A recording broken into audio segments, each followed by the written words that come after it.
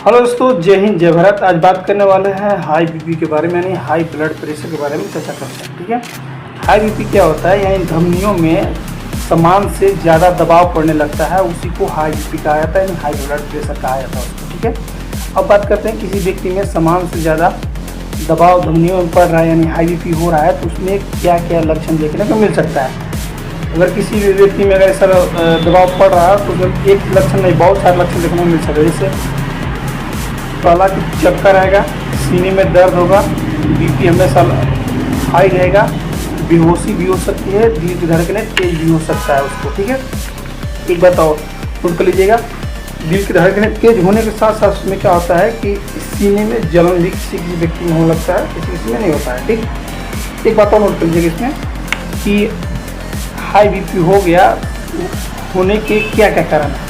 High BP होने के बहुत सारे कारण हो सकते हैं। एक कारण से किसी व्यक्ति में नहीं होता। पहला कि आप पर्याप्त मात्रा में नींद नहीं ले रहे हैं। दूसरा, नमक का आप ज़्यादा सेवन कर रहे हैं, नमक का ज़्यादा सेवन कर रहे हैं, इसकी वजह से हो सकता है।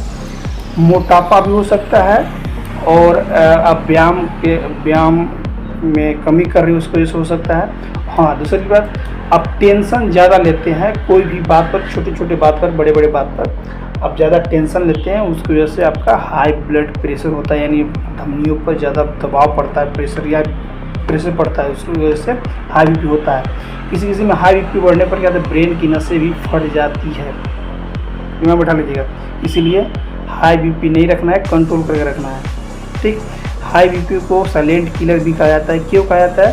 क्योंकि यह आपका ब्रेन, किडनी, हार्ट, लीवर धीरे धीरे आपका डैमेज करने लगता है, तो इसीलिए इसको साइलेंट किलर भी कहा जाता है। अब बात करते हैं कि हाई बीपी न हो, इसके लिए बचाव का क्या किया जाना चाहिए। अगर किसी व्यक्ति में अगर हाई बीपी हो रहा है तो उसके सबसे बचाव के लिए सबसे पहला उसको कम मात्रा में नमक खाने के लिए बोलिए।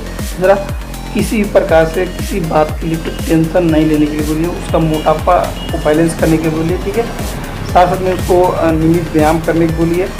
साथ साथ में अगर डॉक्टर एडवाइस करते हैं बीपी की दवा, तो उसको बीपी की दवा नियमित रूप से लेने के लिए बोलिए, और साथ साथ में समय समय पर बीपी का टेस्ट जांच कराते रहिए, ताकि उसका बीपी को पता चल सके कितना बढ़ रहा है, कितना घट रहा है। ठीक है, ठीक है दोस्तों, अगर किसी प्रकार से डाउट हो तो एक बार कमेंट करके जरूर बताइएगा, उस डाउट में पूरा करने की कोशिश करूँगा। Thank you.